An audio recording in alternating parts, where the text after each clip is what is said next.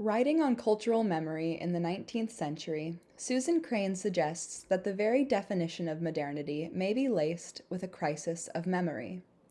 The Scopes monkey trial in 1925 was one such crisis. Political reformer and Presbyterian preacher William Jennings Bryan took the stand in mid-July of that year to defend his Christian faith against infamous defense attorney Clarence Darrow's questions on biblical literalism. Empirical questions that could reconcile the Bible and the scientific record about the history and nature of the world. But Bryan's concern over the teaching of evolution in schools was moral, not empirical. Stan Landry describes Bergsonian memory thusly. Memory has elements of the past, the present, and yet unrealized potentials or possibilities. Indeed, according to Bergson, memory is always embodied, material, and present. Bryan identified dangerous unrealized potentials in the cultural memory of prehistory. His own memory was insulated by the Bible. If God knows the past, present, and future, these elements must already exist in some intangible form. History has a religious ethical agenda to which humanity submits but does not actively participate in. Bryan's moral objections to the role of Darwinism can be examined through their inspiration by the scientific diagrams depicting evolution. Scientists used diagrams and other visual images both to communicate their ideas and work through their hypotheses. Bryan was skilled at interpreting the subliminal messages of these diagrams, whose content and moral suggestions troubled the Christian reformer. He says in a lecture series titled In His Image, "Let not the past distress you, it has gone beyond recall. Let not the morrow intrude upon you, it will bring its cargo of cares when it comes. Man lives in the present and can claim only the moment as it passes. But Christ teaches him how to so use each hour as to make the days that are gone an echoing delight, and the days that are yet to come a radiant hope." Bryan's characterization of man's lived experience of memory is firmly rooted in the present. The past and future exist only insofar as their echoes and hopes radiate in the present moment. It is remarkable how much Bryan's characterization of memory mirrors Bergson's. The atemporality of Bryan's Christian cultural memory makes the ethical stakes of evolution so much higher. Regardless of the scientific contribution made by geological time, evolution presents a ruthless view of human history. If we move beyond the debate over Bryan's fundamentalism and listen to the commoner himself, he clearly articulates both the articles of his faith as well as his concerns with evolution, neither of which mark him a fundamentalist. Instead, Bryan's Weberian perspective of science resisted all attempts by his contemporaries to derive ethical significance from scientific discoveries. In his published closing statement for the Scopes trial, Bryan declares that science is a magnificent material force, but it is not a teacher of morals. It can perfect machinery, but it adds no moral restraints to protect society from the misuse of the machine. It can also build gigantic intellectual ships, but constructs no moral rudders for the control of storm-tossed human vessels. It not only fails to supply the spiritual element needed, but some of its unproven hypotheses rob the ship of its compass and thus endangers its cargo. I contend that rather than biblical literalism, Bryan was motivated to defend Christian morality against his society's preoccupation with prehistory, and the damaging ethical lessons being drawn from it. Examining the diagrams of evolution to which Bryan so passionately objected, we can see that his perspective on human development was fundamentally incompatible with the representation found in evolutionary illustrations.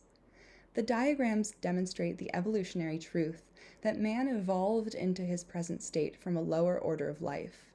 But this truth is perverted by the early 20th century impulse to impose a racial order onto the evolutionary timeline. Bryan, by contrast, could not fathom a world in which man's present perfection crawled out of the ocean on 4 legs. Rather, he believed that, as it was in the beginning, and now, and ever shall be, world without end. This doxology was, and still is, commonly used in evangelical Presbyterian churches, and Bryan would have certainly been attentive to it. Taking this right literally, empirical tension between the long Christian present and evolution is irreconcilable. But Bryan's premillennial belief in progressive social reform indicates that he also considered this maxim morally imperative. Acting on the mischievous advice of H.L. Mencken, Darrow homed in on Bryan's defense of biblical literalism, thwarting Bryan's expectation that he would ask him about his objections to evolution. Darrow attempted to prove evolution superior by demonstrating its literal empirical truth over the literal empirical truth of the Bible. In this debate, Darrow was the perfect opponent for Bryan. He stood for everything morally corrupt about evolution, particularly social Darwinism. Darrow had become internationally infamous for his defense of young thrill killers Nathan Leopold and Richard Loeb in their 1924 trial. His defense hinged upon the young men's education in Nietzsche at the University of Chicago. Darrow contended that the accused could not be held completely responsible for their actions when they were responding and living according to the ideal of the Übermenschen, Leopold and Loeb believing themselves to be these extraordinary, superior beings that may act above the law. Nietzsche's theory was greatly influenced by Darwin. The Superman was the logical outgrowth of the survival of the fittest with will and power. Bryan was defending the Christian moral system against the evolutionary moral system, which had thoroughly saturated contemporary discourse. He used Darrow's argument in the Leopold and Loeb case against him, showing how his position in that case was fundamentally incompatible with Darrow's stoic defense of reason against religion in the Scopes case. Following the publication of Charles Darwin's On the Origin of Species and discoveries of the remains of large-brained hominids, the societal obsession with prehistory was pandemic. Constance Clark has done a thorough examination of the visual culture of evolution in the early 20th century in her book, God or Gorilla: Images of Evolution in the Jazz Age.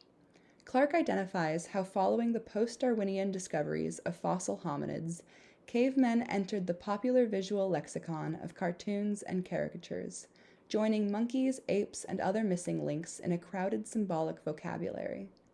This symbolism was often attached to prejudices according to race, gender, and class. These are the images to which the iconoclastic Bryan sought to destroy.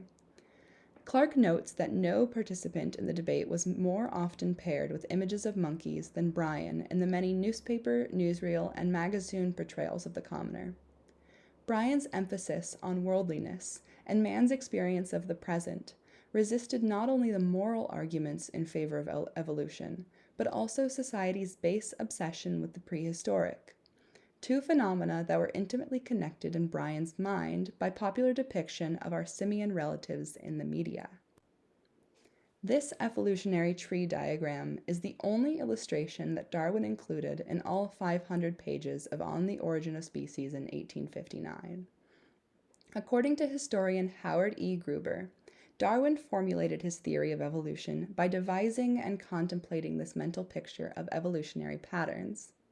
Constance Clark notes that Darwin's famous tree illustrates his understanding of the complexity, contingency, and fecundity of the evolutionary process. It is an abstract tree. It does not describe the fate of specific organisms or lineages. It describes a process. It indicates increasing diversity without a single direction of growth. Darwin explicitly intended his tree to be non-directional, not a literal tree with a main trunk and side branches, but a branching diagram. Bryan's privileging of biblical time had other consequences. Even presented with diagrams that did not adhere to linear time, the inability of evolution to trace one species to another with 2 or 3 million species at its disposal only further proved the idea that all of the species alive today must have always existed in their present form. In his commentary to this diagram, Darwin writes that the variations are not supposed to all appear simultaneously, but often after long intervals of time, nor are they all supposed to endure. Darwin later elaborates that the intervals between the horizontal lines in the diagram may represent each 1,000 or more generations. The ambiguity of Darwin's timeline contributed to Bryan's distrust. How much time would have to pass for ape to become man? Moreover, Darwin's diagram describes variations in species, but the family tree format encourages readers to trace their personal lineage back to a single ape, an impossible task for a number of reasons. But Bryan was uninterested in retrospectively applying an evolutionary lens to the great diversity of species observable today. He resolved Darwin's ambiguity by adhering to the Bible whenever possible. By doing so, he solidifies in his personal memory the collective Christian memory of Genesis.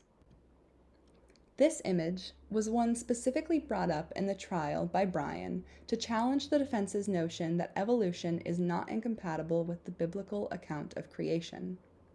I will let Bryan describe this image to you in his own words. And then we have mammals, 3,500, and there is a little circle, and man is in the circle. Find him, find man. There is that book. There is the book they were teaching your children, that man was a mammal and so indistinguishable among the mammals that they leave him there with 3,499 other mammals. Bryan is deeply concerned with the moral lessons children will be encouraged to glean from this diagram. He exclaims in his closing statement, "Tell me that the parents of this day have not any right to declare that children are not to be taught this doctrine. Shall not be taken down from the high plane upon which God put man, shall be detached from the throne of God and be compelled to link their ancestors with the jungle. Tell that to these children. Why, my friend, if they believe it, they go back to scoff at the religion of their parents." Bryan reveals his populist persuasions here. As employees of the state, public school educators should be required to teach what the citizenry elect them to teach. This diagram, and Bryan's reaction to it, calls attention to Bryan's first moral objection to the images of evolution. Evolution taught to children in this way will inevitably challenge Sunday school lessons about human divinity and the immortal soul. Bryan rejects the grouping of species that privileges diversity over moral character. Were he to redo this diagram, Bryan would almost certainly prioritize humanity's lasting influence on Earth over the mere presence among other equally insignificant mammals. Bryan agreed with evolutionists on the point of man's superiority to all creatures and dominion over the Earth. He objected, however, the evolutionist assertion that man came from below and not, as he says, from God above. Unlike Darwin's branching tree diagram, this evolutionary depiction from Ernst Haeckel is modeled after a literal tree. This 1866 diagram was widely published in all the popular books about evolution, and while it does assert man's superiority over other species, it contains no strategy for conveying change over time, nor does it distinguish between extant and extinct groups. We can see in the lower branches labels like egg animals, insects, and reptiles. But as we saw in Darwin's diagram, these extant species are evolving and diversifying as their progenitor continues to exist. Haeckel imposes a hierarchy, at the top of which is man. It conveys an essentially linear vision of evolutionary relationships moving out of prehistory and the unevolved into humanity's present form. Bryan took issue with the scientific inconsistencies in this diagram, such as the dwarfed branches of existing species. But Haeckel's family tree, while it contains no intended convention of time, does advocate the linear development of all species through the tree heuristic. This hierarchy confuses temporal relations with family relations, and encouraged the Victorian identification with gorillas, chimpanzees, and all the other mammals that populate the upper branches. Bryan incorrectly predicted that the Scopes trial would be a duel to the death between Christianity and evolution. Despite the guilty verdict against Scopes, the trial is widely considered to be a failure of fundamentalism, and branded Bryan a fundamentalist fool. The Scopes trial did extremely little to resolve the fundamentalist modernist debate over evolution, but it did provide Bryan a platform to express his Christianity. As he died shortly after the end of the trial, this label of fundamentalist fool stuck. But Bryan was not a fundamentalist at all, but a populist.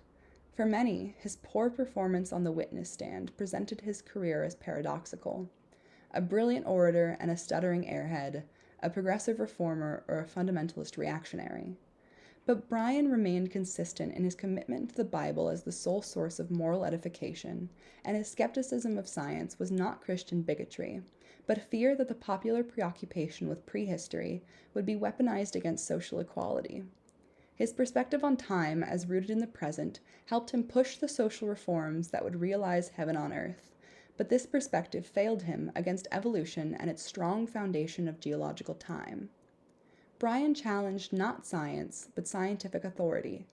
Like the other diagrams, this tree, explaining the need for eugenics, was found in George Hunter's 1914 civic biology textbook. Bryan didn't intend to exclude science from the classroom, only hatred. For if hatred is the law of man's development, that is, if man has reached his present perfection by a cruel law under which the strong kill off the weak, then if there is any logic that can bind the human mind, we must turn backward toward the brute if we dare to substitute the law of love for the law of hate.